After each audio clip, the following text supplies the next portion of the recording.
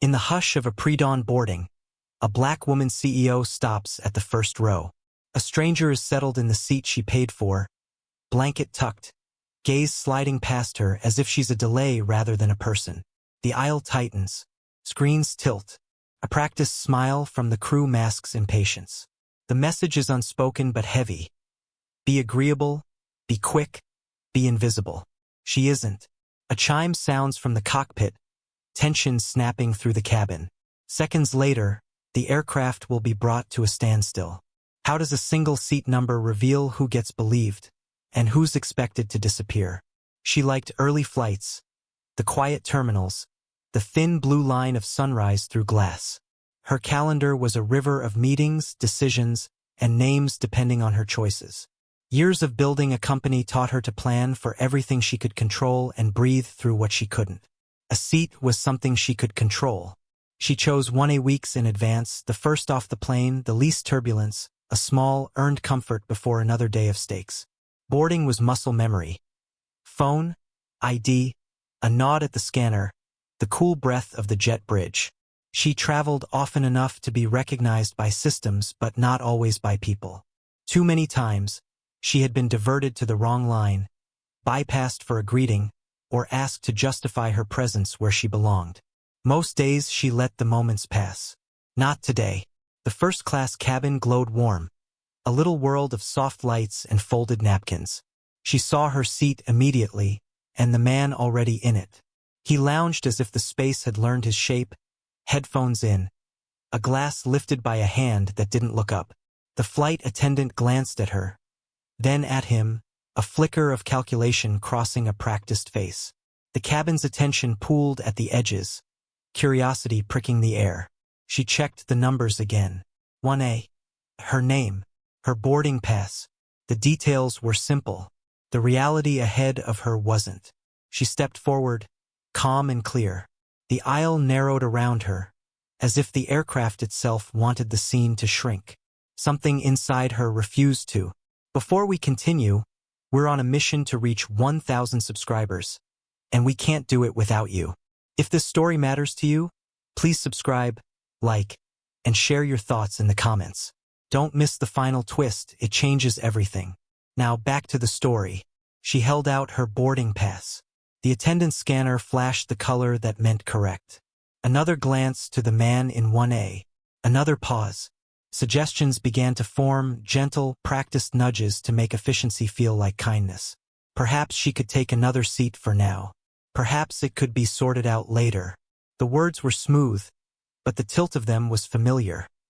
Give way and we all move on. She didn't raise her voice. She didn't move. She repeated what the screen already confirmed. The attendant's smile thinned, and a second crew member appeared, then a gate agent with a handheld device. The agent scanned both boarding passes and frowned at the data that didn't add up. The log showed a last-minute upgrade, a reshuffling, some digital mistake that had pulled two people into the same square of space. There were other first-class seats. There were options that didn't require her to surrender what she had paid for. Options, however, require consent. The man shifted just enough to make refusal a posture. His body language said permanence. He stared ahead, hands folded, the quiet of someone who knows the benefit of silence while others are asked to compromise. The attendant turned back to her with a new solution, softer but still slanted. A seat a few rows back, a voucher, an apology that expected acceptance. She felt the heat of eyes on her skin. The drip of time tightened throats behind her. She recognized the chorus without hearing it. You're holding us up. She recognized the other chorus too, the one beneath it. Why won't you just be smaller? Breath in, breath out. She didn't become a CEO by collapsing at the first sign of pressure. The crew retreated, consulted, returned. The door closed. The weight of finality settled into the cabin. The attendant, now brisk, asked for immediate compliance with a plan that still hinged on her moving elsewhere.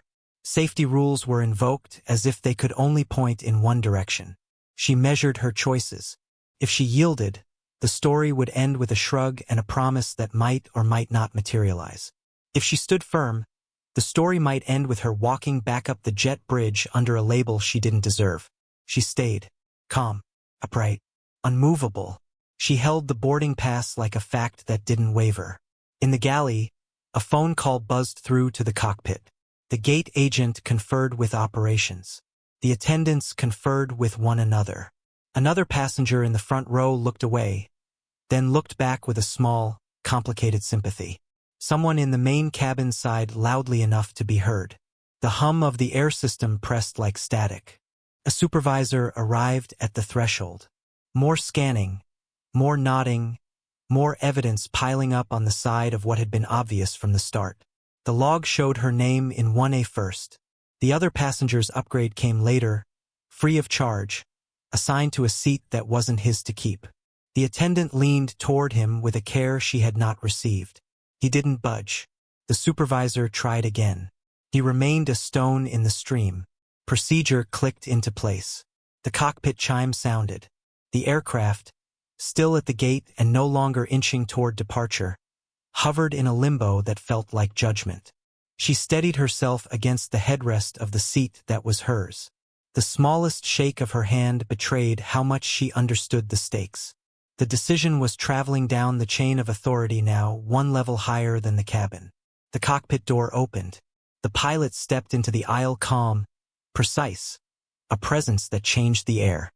He listened to the summary, eyes moving between the two boarding passes, the system entries, the seat where a refusal sat as solid as a bolted fixture.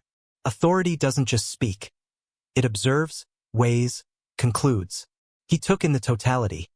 An assigned seat, a documented error, a passenger refusing to follow crew instructions, a cabin edging toward agitation. Safety doesn't favor the loudest inconvenience. It favors order and compliance. The pilot made the call that redefined the moment. The flight would not depart in conflict. The aircraft would remain on the ground until the refusal ended. The message moved through crew headsets into the front office to the jet bridge. A ground crew reattached equipment that had just been withdrawn. The seatbelt sign meant nothing now. What mattered was restoring the simplest equation on the plane. The person whose name matched the seat would sit in it. The man in 1A didn't rise until security arrived. The delay stretched, an ache across the cabin. When he finally stood, the room's temperature lowered by a degree. No victory parade followed, just the quiet click of a resolution achieved at a cost. Her boarding pass no longer trembled. Her knees did a little. The plane was grounded, not by weather or mechanics, but by a choice to uphold something that should never have been questioned. The pilot disappeared back behind the door, and the cabin exhaled in a staggered wave. Relief, irritation, reflection, all of it layered together. She slid into 1A, the seat suddenly heavier with meaning than leather should be. As the jet bridge pulled away again and the engines wound back toward departure, a thought settled like a stone at the bottom of a well. Today, the person asked to move was not the one who was accustomed to being asked. The aircraft floated into a sky brushed clean by morning. City grids shrank, clouds opened, and the world below looked orderly in a way ground truth rarely is. She stared at the wing and felt the weight of what had just happened recalibrate inside her. It wasn't just a seat. It was the old geometry of deference meeting a line that would not bend. A soft apology arrived from the crew, professional and careful. A message pinged to her phone after landing, the company's regret spelled out in corporate cadence. There would be a follow-up, a note on training, an assurance that procedures were revisited. She accepted what could be accepted and left the rest to time. In the quiet ride to her meeting, she thought about the long ledger of moments that never needed to grow so large.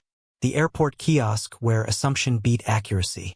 The conference room where her title had to be said twice before it registered on a face that wasn't expecting it.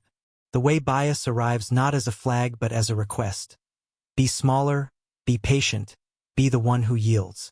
She had yielded 1,000 times, choosing battles like a strategist. Today she hadn't. Today, the person holding the authority extended it in the right direction. Her team met her with the bustle of another day, deadlines flickering back to life. She carried into those rooms a steadier spine, a reminder that dignity isn't negotiable and accountability isn't abstract. She also carried the truth that it could have gone differently. has gone differently for others, at the gate, on the runway, in spaces where refusal becomes a label and safety becomes a tool misused. Stories like this don't resolve cleanly. They ask something. Will we notice the small nudges that push people out of their rightful place? Will we challenge them before they harden? On a flight, in a line, in a meeting, who gets believed without effort, and who must build a case just to exist where they belong? If this made you think, share it. Add your voice. And the next time a seat number becomes a test of worth, where will you stand?